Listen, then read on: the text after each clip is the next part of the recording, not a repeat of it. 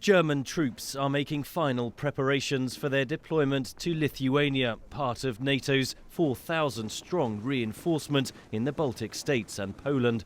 The move is meant to reassure frontline states, but US President Donald Trump's recent comment in an interview that NATO is obsolete has shaken European allies.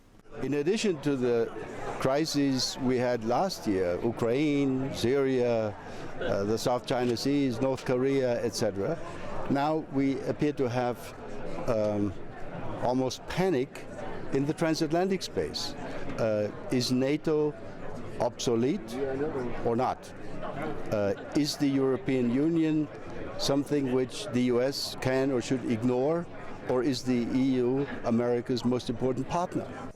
German Chancellor Angela Merkel responded by saying Europe now has its fate in its own hands, but it will take a dramatic shift in EU policy to make up for any rupture in the US alliance. While there is a lot of discussion about closer cooperation in the European Union, there simply is no substitute for American military power.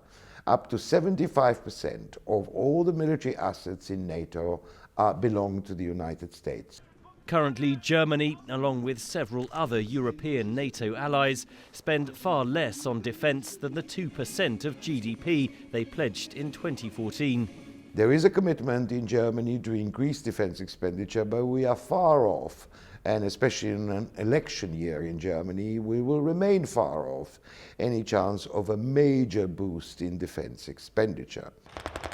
Core NATO members, including France, Germany, Spain and Italy, want closer EU military and intelligence cooperation, a move backed by officials in Brussels. First of all, it means that Europeans have started to take seriously their security.